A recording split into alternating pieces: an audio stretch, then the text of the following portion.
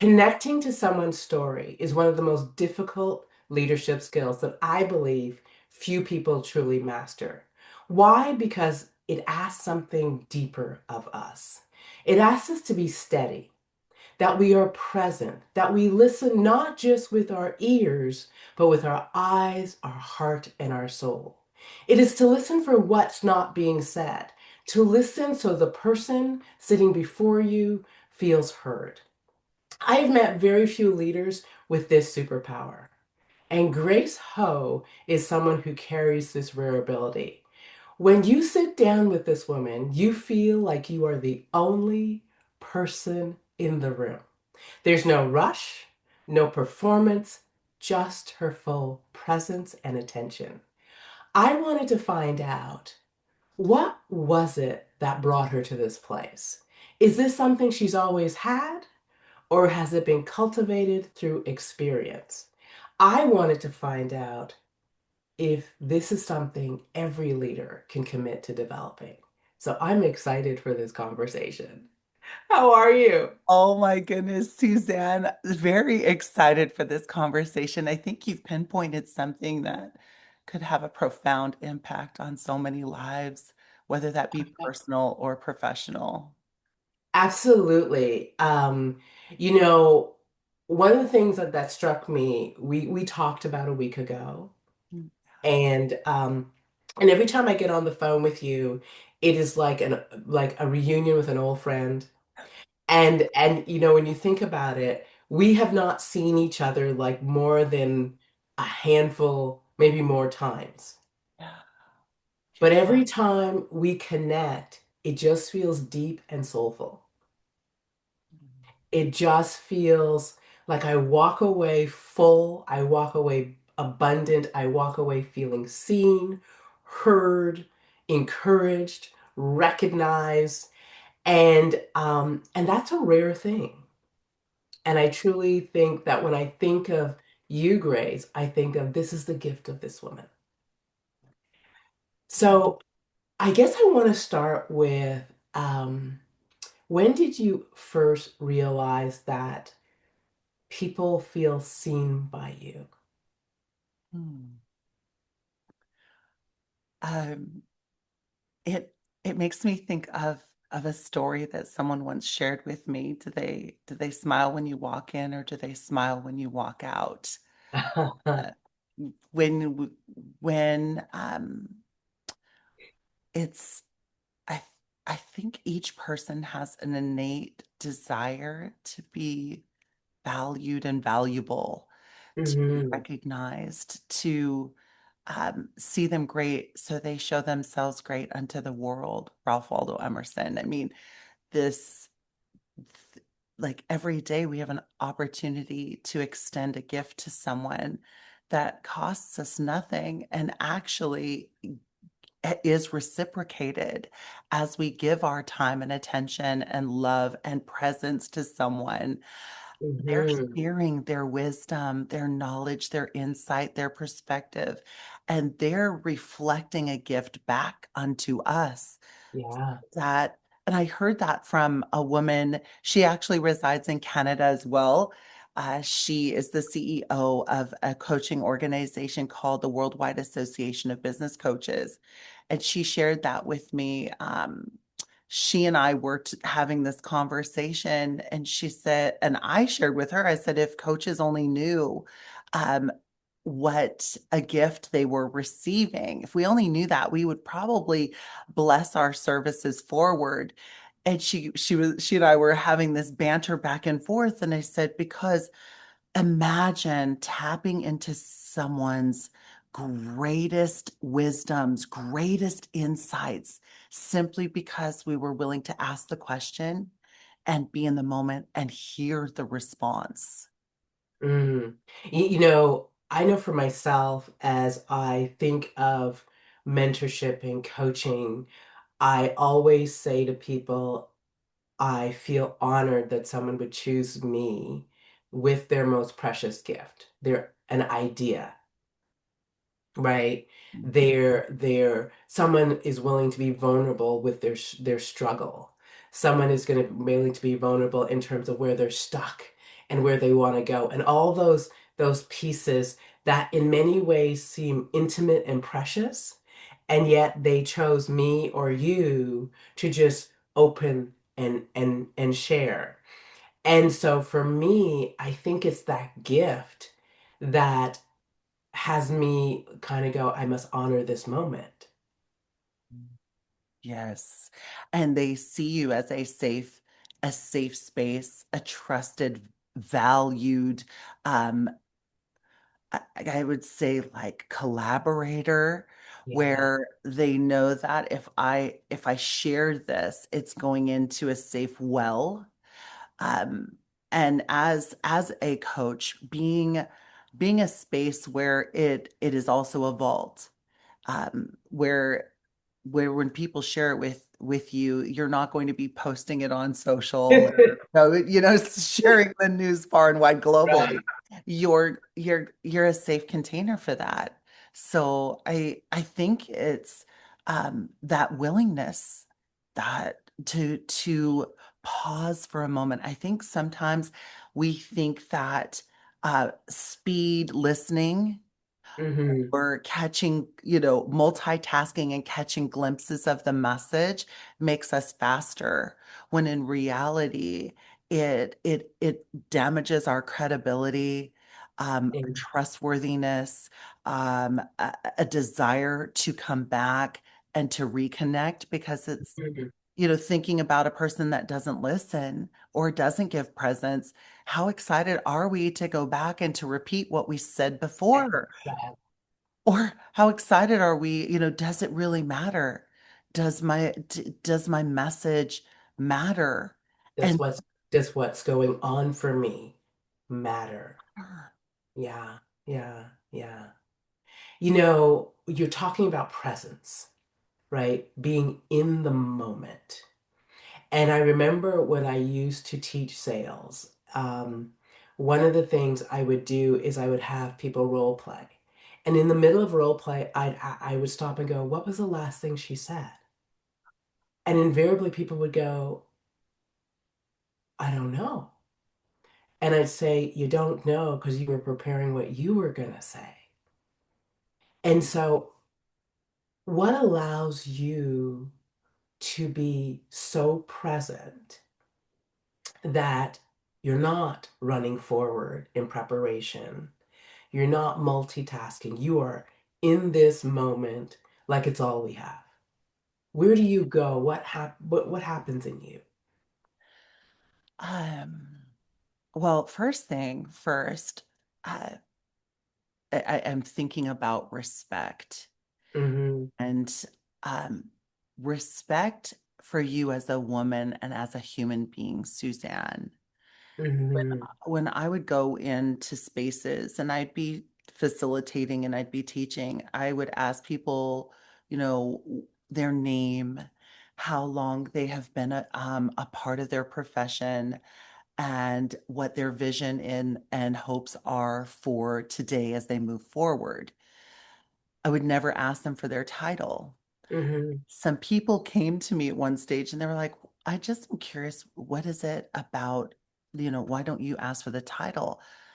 And I said, because that title is temporary. You're who you were walking into this space is not who you're going to be walking out of it.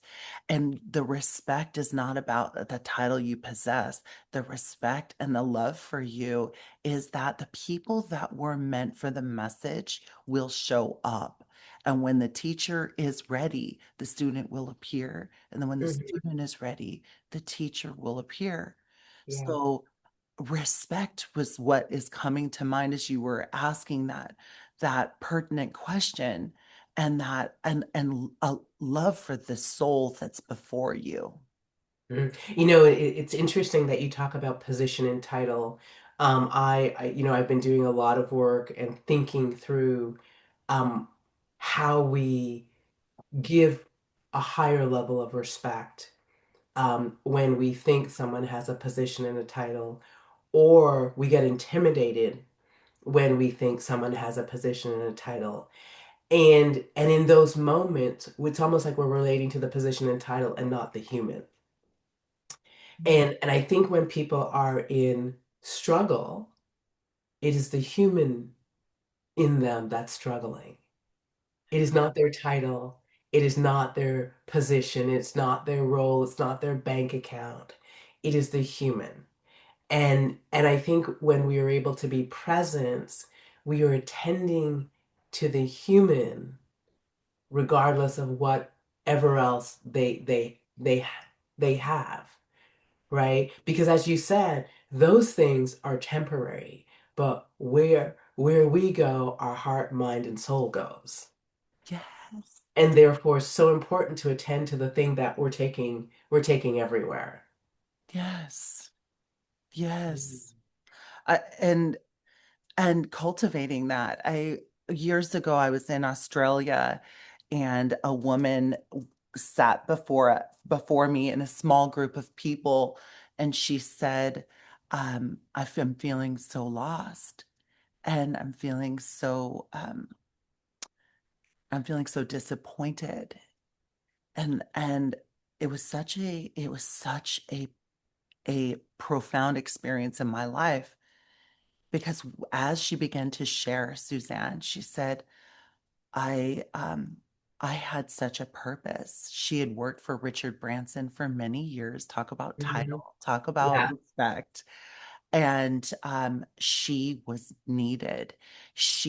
People would go out of their way to connect with her. She felt like Yeah. she had importance and purpose. And what happened was, as she began to share, once she had children, she said the role was no longer aligning with family life. And she Mhm. resigned from that prestigious position. And in that moment, she said, I felt like I lost myself because her title and her position became her identity. Mm. And it is so important that we are able to separate that and Yes. hold on to the core, you know? Yes. And as we listen to people, as we respect them, regardless of where they have accomplished or what their role is, if we can look past that and see a person in this moment and see them not just what they're doing, and see who they're being, who Hmm. what is their essence? What are Hmm. their gifts? I mean, purely listening can cultivate and awaken a person's greatest treasure simply by being in the moment so that they can extract Yeah. the dormant ideas or the dormant purpose and begin to live it. When as you're talking, I think of when I'm present, I'm holding space. I'm holding this safe space for someone to be. And in that, um, when I am present, I tell people I listen on layers in my mind. So I listen for what you're saying. I listen for what your body's telling me. I'm listening for what you're not saying. And I'm listening to what my intuition is telling me about what's going on.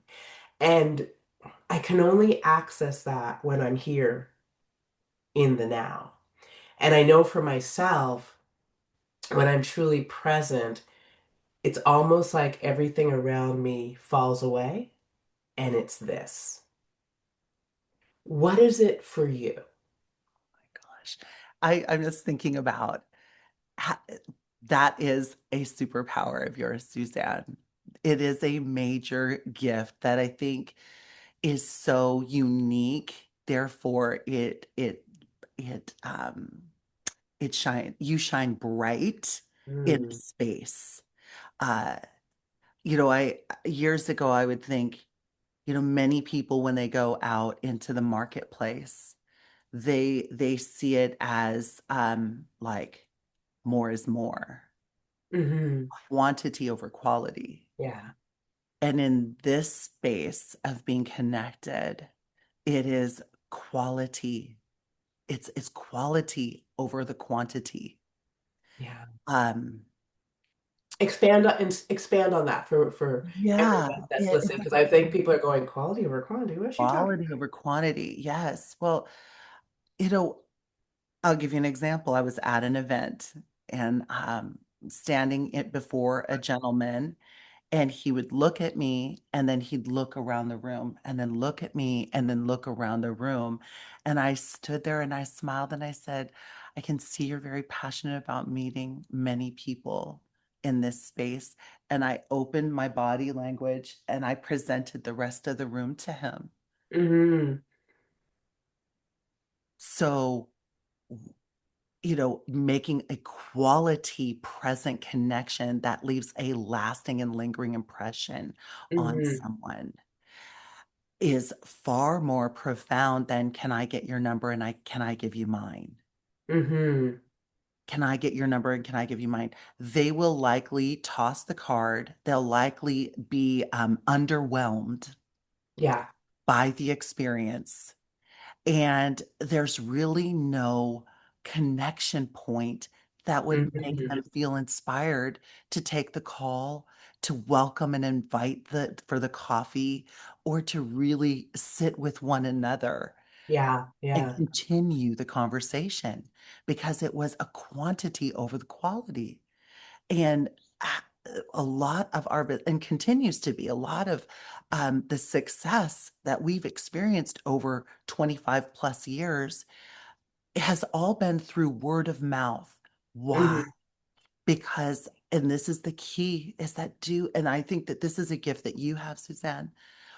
We still feel, we still hear their message. We still feel their warmth. And we still um, see them Hmm. even when we're not physically in their presence. They've Yeah. left that profound Yeah. impression, that the eternal impression to impress upon someone. And that's the quality over quantity. As you're talking, what I'm also present to is the work one must do to come to that place in your own listening. Because I will say to you that when I was younger and I was less secure in who Suzanne is and how she showed up, I listened from a place of insecurity. And therefore, my listening became comparison and competitive. Mm. Um, in Oh, oh, stay there for a second. Stay there, please. Expand upon that. you Expand know, upon the because comparison and competitive. right, because when you and I aren't secure in who we are and what we offer, um, it's almost like the conversation almost becomes ping pong, you know? It's the anything you can do, I can do too. Anything you can do, I can do better. And it's not listening. It's a volleying of this thing. And so for me, it was the more work I did on Suzanne, the more grounded I became in who I was, what I brought to the table. Um, the more I was willing to be seen for who I was and who I was not, was where I accessed my listening because I was no longer proving myself to the world. I could just be present. Amen. Amen. Mm, And that's practice. That's like that's being able to recognize the gifts that the person before us has, yes. that they have gifts, and we too have gifts. Yes. And we're all created uniquely. Hmm. Um, and rather than seeing a person as competition, what if we could see them as collaboration? What if we could be grateful for that? Mark Victor Hansen shared that. And I know you met him at some of the events we did years ago, Hmm. where he said it stayed with me. He goes, 1 + 1 is 11. He Yes. goes, when you're together with someone, you're multiplied, you're magnified. together, Hmm. both of you, Yes. we are better as a result. So rather than like it's adversarial or ping-ponging, it's like we're unified. Hmm. And When, I yeah. and I think also, you know, in landmark education, they have this saying says, "I'm creating you, creating me." Oh, I love You that. know, I'm creating you, creating me. And basically, what they're saying is oftentimes I have to be confident in what I see in me be able to see in you, right? And I think that is so true. When I am grounded in my gifts, I'm able to explore and see and look for your gifts. I'm able to listen for those places of beauty and uniqueness and giftings and not only listen to them but become curious about them, right? Oh, It's it's absolutely. that tell me more. Yes, it's that leaning in. Hmm. It's that leaping in and daring greatly to have those conversations and to be vulnerable. Hmm. Maybe we're asking a question that's beyond our experience or understanding. That's the beauty of it. Yeah. A person that can do that can, like be vulnerable in the that's an area of opportunity for me, or that's Mm. an area of growth. So if Yeah. someone is listening to our conversation right now and feeling that there is a gap between where they are and where they'd prefer to be when it comes to presence and listening, one thing I'll encourage you to do is to practice. Yeah. Practice with people that you love and Hmm. see how they respond to your presence. Like really looking at them, putting down the phone, turning off the TV, limiting the distraction and see how they respond to that presence. People tend to share more with us, especially people that we love, when they feel like we're not going through the motions of listening. Yeah. We're and I see it as it's a whole body experience, Hmm.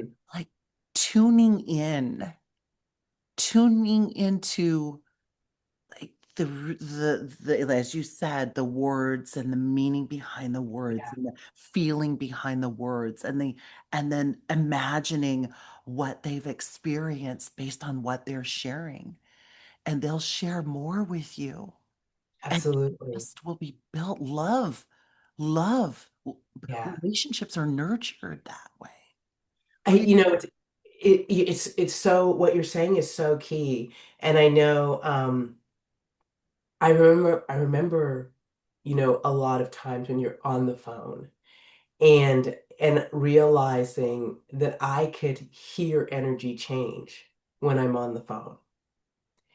And people would go, "What do you mean you can hear energy change?" I go, I can literally hear it, right? I can feel it, even though I can't see the person. I can feel the energy change.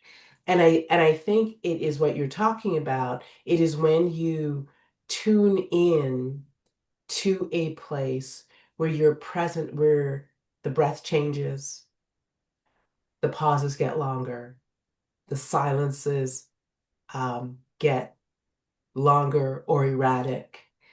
Um, and it's really kind of being curious about, so what's happening in our space right now? And I often ask, so what's going on? think? Like, I can hear it. What's going on? And they're like, what do you mean? Uh, I think you stopped breathing. Oh, so it is that tuning in that you're talking about. Yes. I wanna go back to a conversation we had a few years back. And you said something that I have never forgotten. And it was, when someone's sharing, and particularly when someone is sharing a story that is heart-wrenching, earth-shattering, um, for them, it's difficult to share. You can feel the heaviness on them. And our tendency is to say, I understand. And I remember you shared, oh, no, no, no, no, no, don't say that. Share a little bit more about that because I think it is so indicative of how you listen Mm. and your awareness of where someone is as you're listening. Oh, it's so true, Suzanne. Um, when it's like that term, um, I I I know how you feel. I felt the same way, and this is what I found. Yeah. Listen to that for a moment. I know how you feel, and I felt the same way. And this is what I found. We've made someone's statement, concern, experience, we have, we've kind of muted it out and Hmm. made it about ourselves. Yeah. I. So, and people, they hear that and they're like, "Oh my goodness, she just felt and found me up." Yeah, and I found this fit about the same way, and here's what I found. So that's one version of I understand. Hmm. Other version is how could I possibly understand if I Yeah. have not walked in That's so true. miles in that person's or a lifetime in that person's shoes? Hmm. So really listening and inviting them to please, if somebody says something, even to be able to say simply, I'm listening, Hmm. Hmm. and pause, especially when it's how can I show up in this moment Hmm. as you're navigating this? Hmm. Dear friend of mine, she called me up, best friend since 5 years old, Suzanne, five. Yeah. We're going strong into the decade. And um, she was calling, she was crying, and I answered the phone, and immediately the first question was, and hearing her cry, how can I show up in this moment with you? And she said, "Oh, whoopsie daisy, I've got people calling here. I want to make sure I'm sorry about that, Suzanne. Can you hear me You're okay?" good. Nope, you're good. You're good. Okay, I wanted to make sure I hit the wrong button. Um, so I was trying to say later, and I asked her that question. She started crying more, and she goes, "No one's ever asked me that." And I said, "Well," she goes, "What do you mean?" And I said, "Well, you know, is it listening? Is it asking you questions and coaching? Is it giving advice? How can I show up?" It's such a powerful question. And she said, "Listen, please listen to me." So, in that instance, I always go back and reflect on this, Suzanne. It's like, how do I know how to serve you if I don't know what you're looking for? If I don't ask. I don't ask. Hmm. So, this is it's it's a moment. Think about that. We can make assumptions of, oh, she wants my advice, that's why she's calling me, or oh, let me assume that she wants me to coach her, or Hmm. let me assume that she wants me to fix it, Hmm. when in reality, like, this is where we get to the point so quickly and serve so boldly. So get to the point quickly so we can have a greater sphere of adding Mm. value to this life. So ask. Ask. One of my mentors from when I was really, really young, I think I was 20 some years old. And I remember being in my supervision coaching session with her and young counselor at the time. And she looked at me and she said, Suzanne, and you know, when someone pauses like that, you're like, oh dear. And she said, just because you see something doesn't mean you should say something. And that has stuck with me for so long, like forever. And as I matured, what I began to realize what she was saying is just because you see something doesn't mean you've earned the right to say something. And and I was just like, oh. And then the question became, who must I be to earn that right? Right? Who must I be to earn the right for someone to feel okay to be vulnerable? Who must I be to earn the right for someone to feel safe? Who must I be to earn the right for someone to, open up and say, this is the thing. And I think it's actually exactly what you're saying. You know, how would you like me to show up for you in this moment? And let me just listen as that's the request.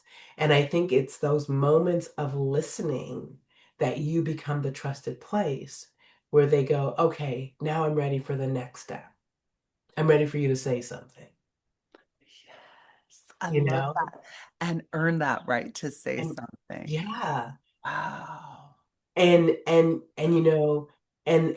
so important to know that earning the right isn't title, earning the right isn't position, earning the right isn't coach, counselor, mentor. Earning the right is where you present and willing to allow me to be. And they, and in that, and as you're sharing that, Suzanne, what was coming to mind is that the the where people are most agreeable is Hmm. with their own ideas, Yeah. their own intuition, their own instincts, their own truth, their own vision, their own goals. Hmm. So in that moment, we it may not be it may not even be that we're meant to say something. And Hmm. in reality, that person is meant to say it. Yeah. Definition of a true friend is the one that creates space for us to think out loud. Yeah. Yeah. And Yeah. so they can say it, therefore they own it, therefore they're empowered and inspired to activate on it. Hmm. Because ideas and our feedback is our feedback.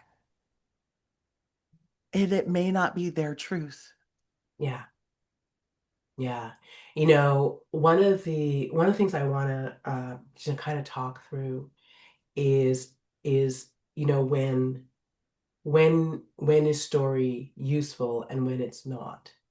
And I know for myself that one of my places of connection with people is through story. And I tell people that oftentimes if I want to create a space for vulnerability, it requires I go and be vulnerable first. And and it is me modeling the sharing of a piece of me, a growth, a struggle, a whatever, that creates the environment where people are like, okay, I can risk sharing. And so I say that because a big part of how I come to what I do is really understanding that when I am in my professional role and not willing to risk anything, that's the environment I co-create. Yeah.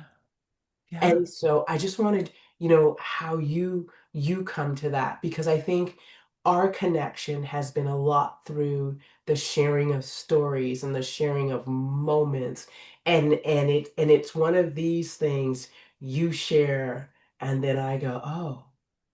And then I share and it's like, "Oh." And in that we're actually creating depth and we're creating safety. And when I say sharing stories, I'm not talking about sharing trauma. No. talking about, just so we're clear for people listening, Sure. I think it's that we're sharing these stories where we've been vulnerable, we've grown, we've been challenged, and in those moments, I think we create connection. Oh gosh, absolutely.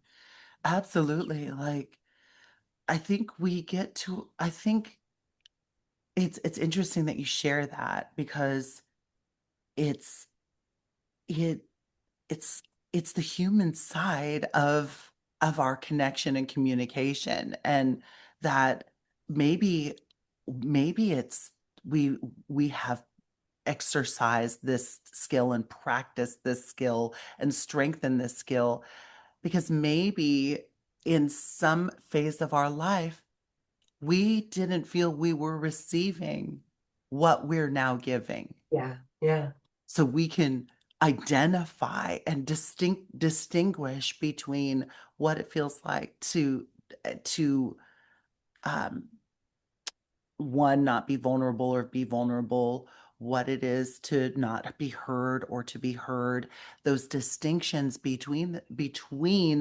um, between so we can look and reflect and say, okay, I know better, therefore I can do better. yeah, yeah, Putting ourselves at, being courageous and putting ourselves at risk, even if somebody says something to us about, gosh, well, now you're listening. You know what I mean? Like, I haven't felt heard in, all these years. And, and now you just decide you hear this call with Suzanne and Grace. Now you decide to listen. I mean, there are people that can, like, they're so not used to it. They could yeah. go back and start judging it. Hmm. And I'll share with you a story.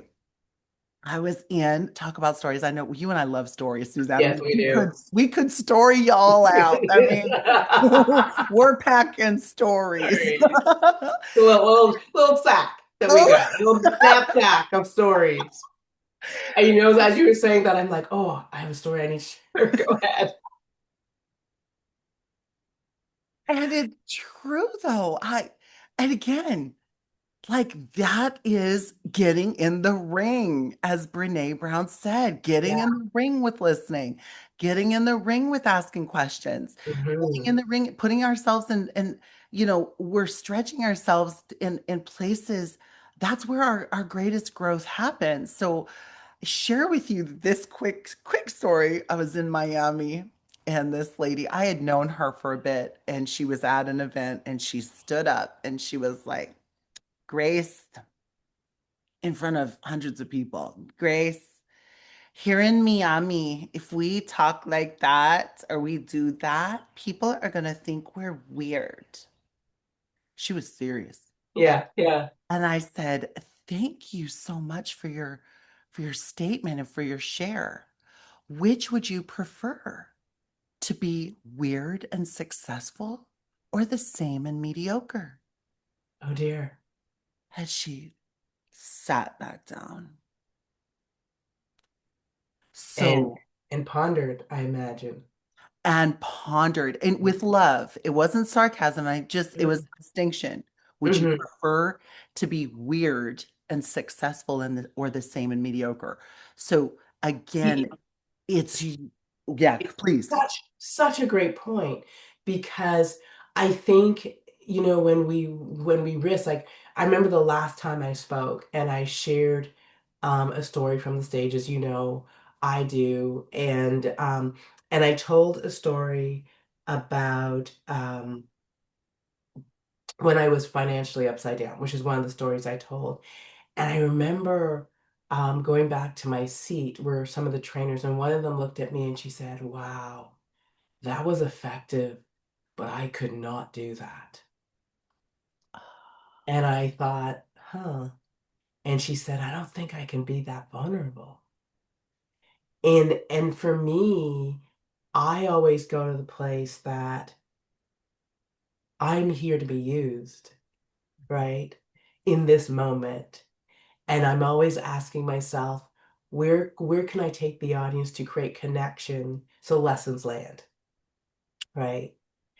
And as you were talking, it brought me to the story of when I was the last place I worked, crisis, and a crisis team.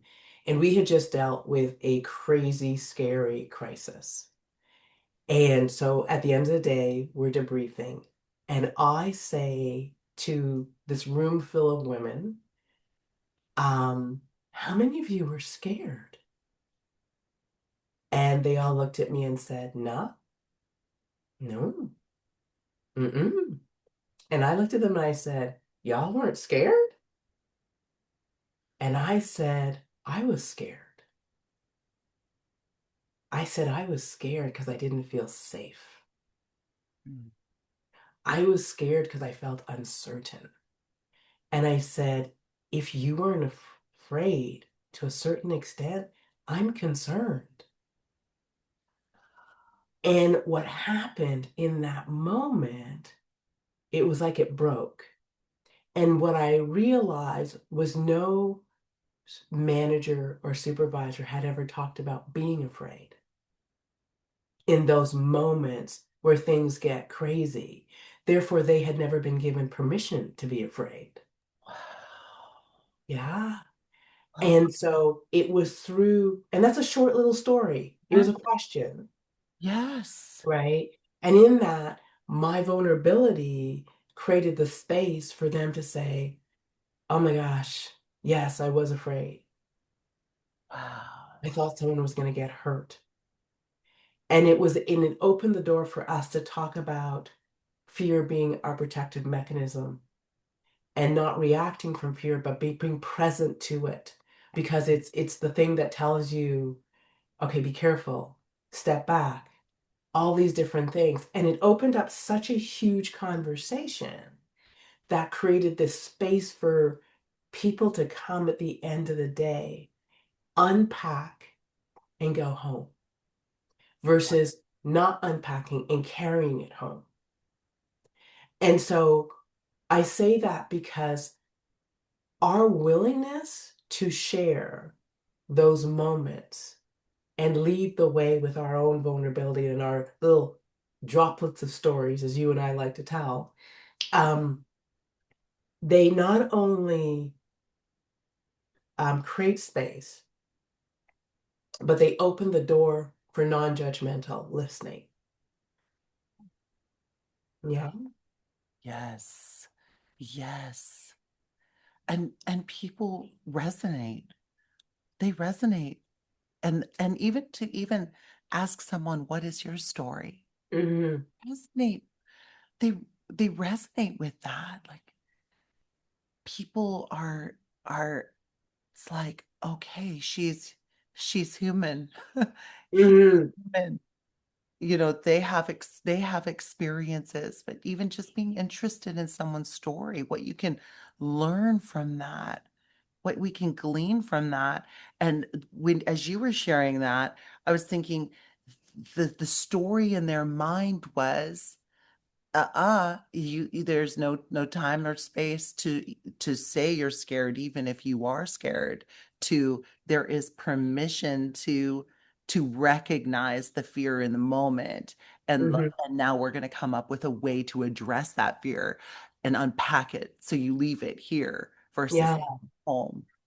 Hmm. And you just said the piece because part of it is that when we are able to share stories and name those things that often go unnamed, we go from title to human. And I think oftentimes when you assume a role, coach, mentor, manager, director, executive, leader, it comes with a construct that creates distance, Yes. right? It Right. comes with a construct that creates hierarchy. It comes with a construct that says, you're not like me. And oftentimes people look up and say, if only I could be there. And I think how we narrow the gap is by saying, in so many ways, I am like you. You Yes. know, Yes. I I used to say to my friend, I am not a unicorn. I am like you. I'm just a few steps ahead on the journey. Yes, I love that. When someone recognizes something, if they were to acknowledge me for something, I often remind them that what you see is within you. You Hmm. have the equivalent seed. That's how you can recognize Yeah. something to be able to acknowledge someone for. And so it's the same, it's It, in the same realm, Suzanne, yeah, it's the right? kernel It's that's in you. bringing it back to the person and saying, you know, the only limits and the only walls that are up are the ones that we build, or the ones that Hmm. we believe. So, um, yeah. Oh my gosh. I could do this all, Suzanne, we could do this all day. All day. Yeah, absolutely. I wanna talk about those moments when things are challenging. So there's conflict in the space, there's Mm. uncertainty in the space, there's difficulty in the space. How do you regulate yourself so that you can be present to attend to others? Such a great question. So there's a few techniques. And one I saw at an event I was at speaking recently. He was speaking before me. He's a general. I don't know how Hmm. many stars behind that general term. And it sounded pretty high based on what he Yeah. was saying. And I saw him going like this, Suzanne, like Hmm. going like this. And if you watch many highly successful people being interviewed, you will Hmm. see a version or a variation of this technique. Hmm. Hmm. And what I recognized in his nonverbal message in this practice was his mind. I was imagining his mind probably is very expansive. He's intellectual. He has been hit the strategic, uh, fast thinking side of him, Hmm. especially because I mean, he's a Yeah. general, Yeah.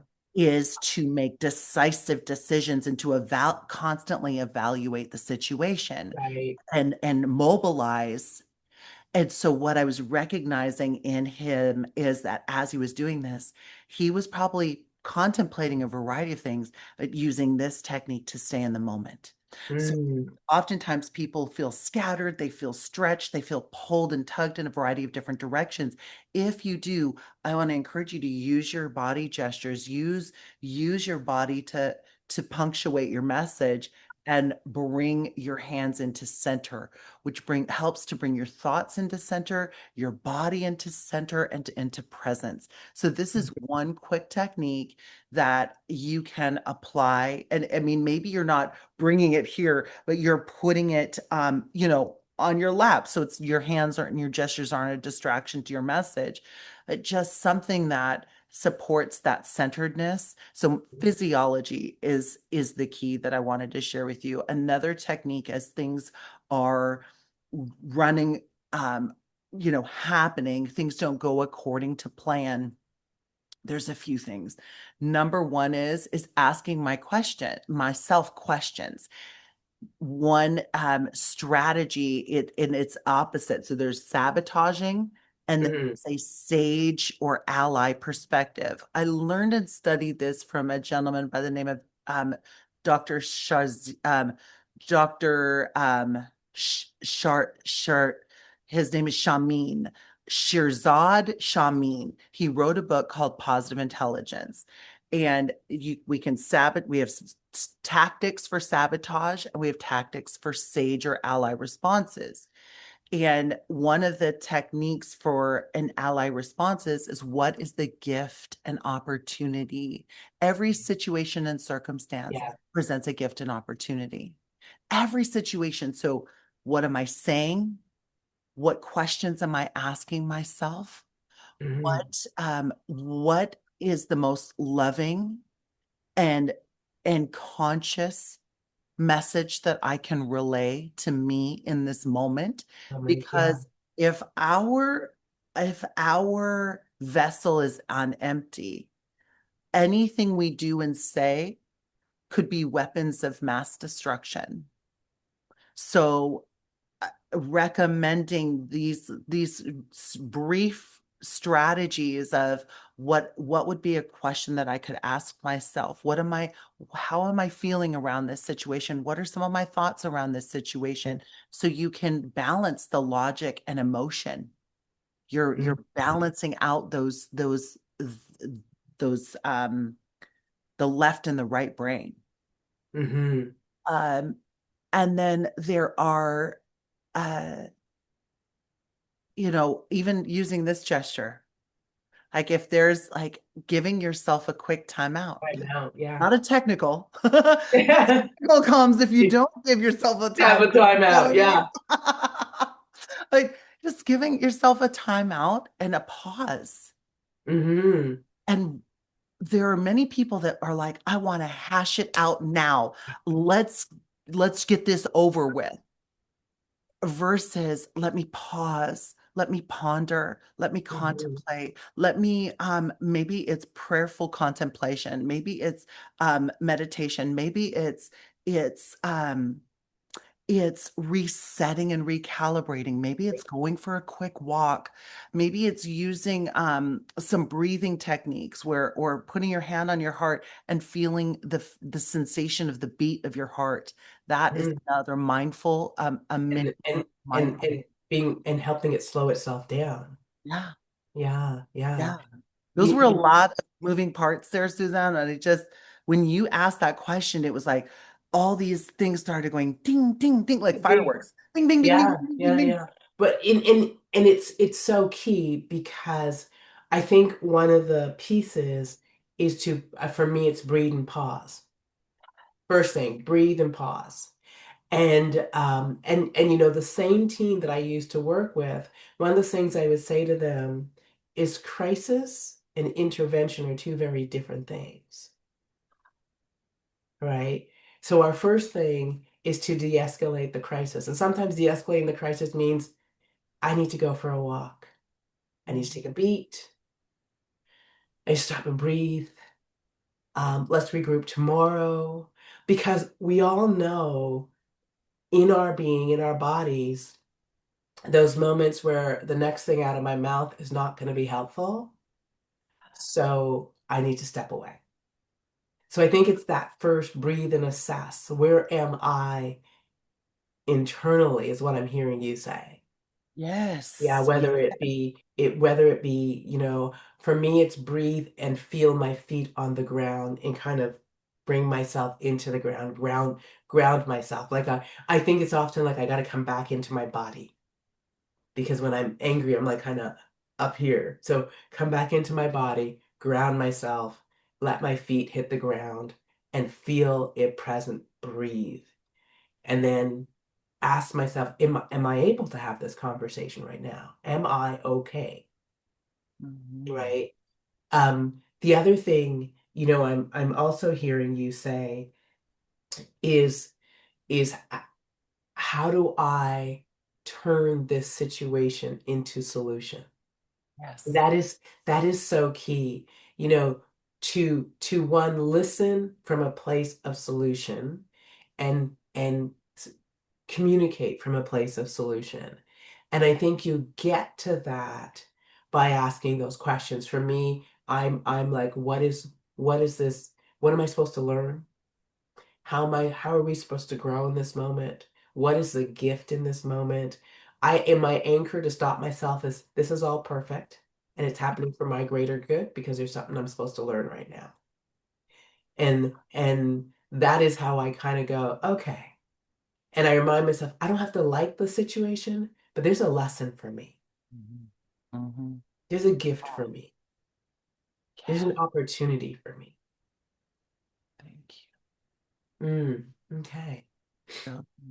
I mean, and this is something where the people that are listening to this are probably like, oh, okay, how do I integrate this? How do I practice makes permanent.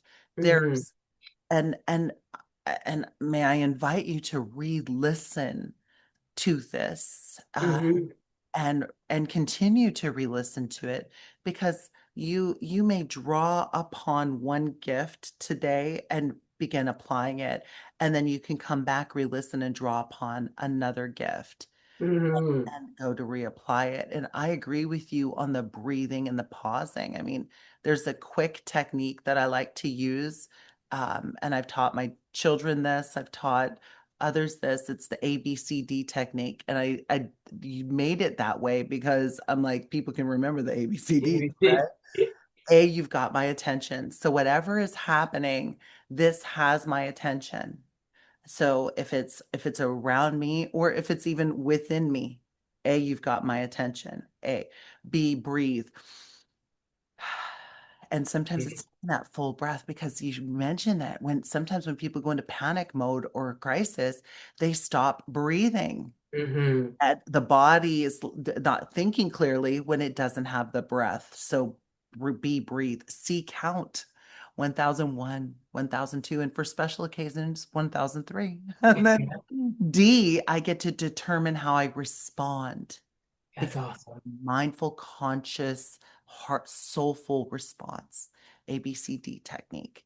That, This is beautiful because I think what you're also saying is this is something a leader can use in a room with a bunch of people. Like how often have we just said, okay, everybody take a deep breath and just breathe. Let's just pause for a moment, right? And what you're doing is you're just allowing the room to settle and for invite people back into themselves. And and so I love what you're sharing because it is something all of us can use to not only settle ourselves, but settle a room so that you can now create a space for listening. You can create a space for communication. yes, because it's almost like it's washing the canvas. Okay, I've got a Hmm. fresh canvas to paint on. Hmm. Receive, I can give and receive the gifts. How do you think leaders can position themselves to actually do more listening versus a lot of the talking? Yeah. Oh my goodness, I love that, because I think that we as leaders can ask more questions, Hmm. Hmm. and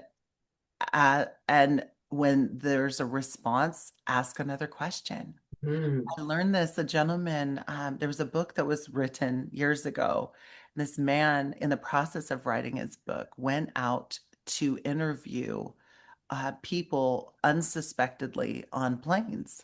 So he would sit next to them and they didn't realize that he was interviewing them, and he would ask them questions, and he would, you know, be speaking to them throughout the flight. And as the Hmm. people departed the plane, there was a camera crew and people were asking these unsuspecting passengers next to him, what did you think about the person that, you sat next to on the plane?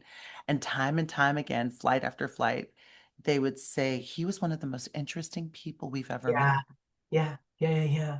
And then what's so fascinating is that he didn't know their name. He didn't know anything about them. He didn't know Uh, excuse me, they didn't know his name. They didn't know anything about him. They had mhm. never, they didn't know where he lived. They didn't know where he worked. They didn't know what he did. They knew nothing about him. And he was the most interesting person they'd ever met. Interested makes you interesting. Interesting. And it's because very few people feel heard. Very few people feel that people create a space for them, and so I invite everyone listening to I love facilitation, right? And I tell people that I'm not here with all the answers. I'm here to facilitate a beautiful conversation between a group of people. and you guys have the answers. And so my job is to invite a safe space for conversation. And invariably, everybody starts teaching each other. And then they're like, "Oh my gosh, this was amazing." And and people ask me often why I love to speak and why I love to train, and I go, "'Cause I get all my answers from the audience." So there's not a lot of pressure on Suzanne. I come in with an idea, and I truly pull from the audience. I have some things I'm going to teach, but mainly I'm dropping stuff in the space, giving exercises, and allowing them to come to their own conclusions, determinations, allowing them to brainstorm and talk amongst each other. And I think when we're able to do that, we're just facilitating this place for people to see their own brilliance, see their ability to contribute, and build their own confidence in their ability to have an impact, and leaving people thinking that their presence in the room matters. Oh, absolutely. And Suzanne, that is, again, I've seen you facilitate. I've seen you move rooms and how people walk away expansive, Hmm. elevated, um, recentered and focused on how they can bring their gifts to the world. I mean, it's beautiful to witness that. And you know, I commend you for allowing yourself to be vulnerable to activate on that. There are so many people that within them have gifts that they don't allow out. It's like, oh no, it seems distant. It seems outside of them. And so I was going to ask you, how did how did you become more proficient and more confident when it comes to facilitation? Like what was it that supported you to live out that gift? Fear. And Here. I know most Okay. people are like, what? So, so what's interesting is almost every professional environment I went into, professional also equated memorizing. You got to Uh, memorize this content, you got to deliver this content, you got to whatever. That scared me to death, right? Because my fear was, I'm never going to remember any of this. That's never going to happen. And reading in front of the room makes me extremely nervous. So everybody knows those are my two things. So I'm not going to do it. So for me, it actually became a coping mechanism that I developed because I needed to find a way to be powerful in the room and and to not feel inadequate, if you will. And so I just began to work to my strength versus work how everybody else was working. So I don't memorize anything. I come with, okay, we're going to talk about this, this, this. And I am very comfortable facilitating a conversation. And again, it goes back to another conversation that one of my supervisors told me when she said, "You're preoccupied with having the answers. That is not your job. Your job is to help people find the answers." And I was like, "Oh, well then, I'm off the hook." And so it opened the door to another level of comfort. But in that, I also had to give up my need to be perfect and my need to get it right. And there again, you step into vulnerability. And so, however, once I started doing it, the relief that comes from the pressure to be right and to be perfect was gone. And then it became the playground. because now I'm not as relevant as I was making myself. And now I can put my attention out there and truly listen. And I think what I realized was when I was preoccupied with how I was showing up, how I was looking, getting everything right, having all the answers, I was inward focused and not listening and present. When I stopped being inward focused and I started focusing on everybody else and what was in the room, I became extremely in the moment and things got easy. Yeah. So, Oh yeah. gosh, thank you for sharing that, Suzanne. I was wondering what it was that awoke in your willingness to go So for it, and that was the fear. I Fear. want to ask you the same thing because, you know, one of the things when I met you and your mom, Nikki, um, I was like, wow, these and it was these women are powerful, but your power came from your authenticity. It didn't come from anything else, but you were just truly yourselves, both of you together. And so I'm curious as to what allowed you to just be so authentic and transparent. Mm. Oh my goodness. I think that I was just like rewinding back to the beginning of speaking and facilitating, and literally my first speech was hello and welcome. Mm, That was like the furthest thing from what I had any desire to do. I had zero desire to speak. I preferred mm, being behind the scenes, Suzanne. Put me on the books, put me, with the paperwork, have me write, but do not have me do this. yeah. Do not have me go on live. Do not have me, Don't and let anyone see me no, see me. no, no, no. Just don't. Just let me do my thing back here. This is my or on the phone. That was fine. Mhm. And a couple of people said to me, Grace, you're so selfish. It was like they knew Ooh, where to take a shot and they took it. And I said, selfish? I said, what? I I I prefer to be generous and yeah. giving and loving. And what are you talking about? How? And I asked the question, and They got your attention. they did get my attention, and Mm, they knew how to strike. Like that again, remember it? Like some people just know the button to yeah. push and then they Hmm. push it a few times. And they said, yeah, you're selfish. And I said, well, what does that mean? What makes me selfish? They said, because you're like a funnel with a cork in it. I said, okay, Ooh, still.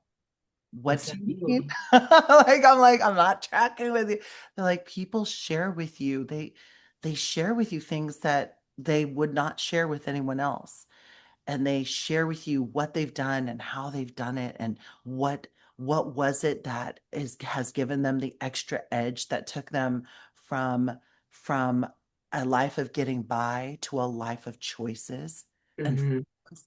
And you keep it to yourself. Oh, And I thanked them for the feedback because again, they were courageous enough to put a mirror up to my face and say, "Take a look." And I paused and I thanked them for their feedback and I went back and reflected on that question and I was like, "Oh my goodness. I've made this fear about myself." yeah. And my focus, just as you said, was on myself and not focus on the value or the service or the gifts or the generosity.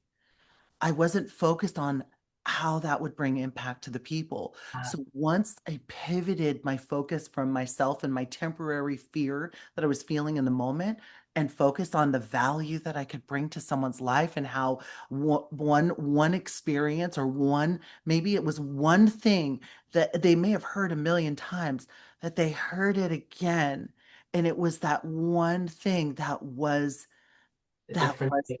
that was the pivot. Yeah. And that's where the the fear turned into will, turned into um ongoing contribution, and and legacy. And uh so whenever I always thank people, and I'm going to thank those that are listening to you and I today, Suzanne. um it is not a given that we have an opportunity to speak into a life. It's a Hmm. gift. It is truly is. It truly is. And I think for me, not only is it a gift, but it is an honor.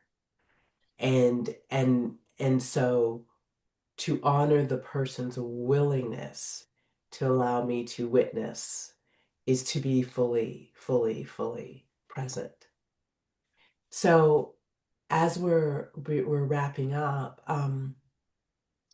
part of my desire for this conversation was to invite leaders to take on listening in possibly a way they haven't,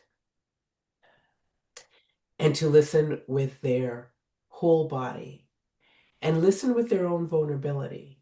Allow things to touch you, allow things to move you, allow things to have you want to know more so you fully understand. If someone is like, I don't know if that fits, like the woman from Miami who said, Grace, if I do that, because I can see, in bigger organizations, in um, even smaller organizations, there tends to be boundaries around what we bring to the table, how much of ourselves we bring to the table, um, what listening looks like, what vulnerability looks like. If someone was like, I'm ready for different, because I think we are also in a time where difference is so needed. People need to be seen, people need to be heard, people need different. What would you say to them? I would say that success loves speed, and I'm gonna share what I mean by that. There is a belief that telling and talking and having all the answers, it evokes speed. Hmm. It's quite the opposite. What it does is it creates a demand on one person to have all the answers and to micromanage each and every situation to the point where they are overwhelmed, and their leadership no longer looks good because it isn't. They Mm. created codependency, and an unhealthy demand on themselves, and they crafted it that way. Hmm. Whereas when we ask questions and listen, we're drawing upon a well and wealth of knowledge that we may or may not have access to, perspective on. We may not even be able, it may take us decades or a lifetime to identify the creative genius within the person across the table. So I recommend and I encourage and we encourage practicing the asking questions with curiosity, with interest, with a desire to identify what is working and what could work better. Where are we falling short and where could we fly? Um, Hmm. and from there, what we're creating is we're creating self-sufficiency. We're Yeah. creating innovation and ideation for or organizations, and that has never been more important now than ever, because Absolutely. we there's great things that are happening with AI, but there's also not so great things that are happening with AI, and we can't AI a human, Mm. so like how can we how how can we support someone to be their greatest version when they're in their role, whatever their role may be? And as we as leaders identify that it's not what we know, it's what they all know. And Ford was brilliant at that. He was like, I am not the most Smartest man. Yeah. brightest man in the room. I'm surrounded by the brightest. And Hmm. therefore, he has a legacy of success beyond his lifetime. So, success loves speed. It feels speedy to say it. It is far more powerful to ask it. Oh, that's so beautifully said. And you know, what's interesting is you're giving the recipe for team building, and you're also giving the recipe for buy-in. When we brainstorm and invite the people at the table into the conversation and in the development and the ideation, you don't have to now go and get buy-in because they bought in when they were giving you the ideas. They did the brainstorming. And it's such a beautiful thing when it happens. And so that's the bonus gift from today, right? She just gave you a little tip for team building and getting buy-in. Um, I always love sitting down with you. I could do this time and time again. Um, I'm gonna definitely have you come back because you know there's more we can talk about. But thank you so much because I think one of the reasons I started doing this podcast was I wanted to really examine a leader's journey to influence and not influencer as we have thrown around today, but the act of being influential and having people move not because they have to, because they're inspired to by how you're showing up in the world, right? Who are we required to become to activate that level of influence? Because that's where leadership lives. And you are that for me. And so I wanna just share people who are modeling that and really ask questions that activate that conversation. So thank you. Oh my goodness, Suzanne, thank you. And thank you for bringing to light um, your experiences, your story, identifying an area for growth so that we have an opportunity to glean from your sphere of influence and Mm, your sphere of experience and wisdom. So I think that, well, number one, uh, when we all I've made it a, a goal and a vision, and I've applied, we become who we surround ourselves with. yeah. And so I feel that I I am more in your presence. And I'm very thankful for those that have found this message. And I'll Mhm. share it. Once you make it available, I'll share it with others because I want them to hear and to learn from you. There's more than enough to go around. And everyone, for maybe somebody is doing something similar to Suzanne or to myself. And I say congratulations. This is not a competition or a comparison. There is more than enough to go around. Can I share a quickie story here, Suzanne? You can Absolutely, delete it if absolutely. you want to. Like, just or cut it, slice it, dice it, whatever. But this woman, I think it's pretty important. This woman said to me, Grace, um, I'm a speaker in Hawaii, and I just wanted to get your feedback. Would you be willing to share with me? And I said, absolutely. And I shared something with her, and she said, I speak on I speak on a different topic than you and I do things that are completely different. And I said, I'm curious, what's the reason for sharing that with me? She goes, well, I just didn't want you to think that I was your competition. And I said, oh my goodness, even if you spoke on the same thing, we're not in competition. I said, look down a one block in downtown Honolulu. I could not serve every organization and person on that one block in Honolulu in my lifetime. Mhm. So I share this with you for those of you who are thinking, oh, I might not share this message because I want them to come, whatever. If you're hesitant around that, I'll share with you that there is more than enough to go around. And when you access something like this, you were meant to have it, but you weren't meant to keep it. Mm. It's not for you to have and to hold. It's for you to pay forward to others. It is a gift that can keep on giving. So I encourage you to share Suzanne with the people that you know, the people that you love, the people that you admire, so that they too can have this opportunity. Because leaders are learners, and that's Yeah. what we're doing today. Yeah. And as we talk, I have gleaned so much. And that's kind of what happens every time we have a conversation. So I have been sitting down with Grace Ho.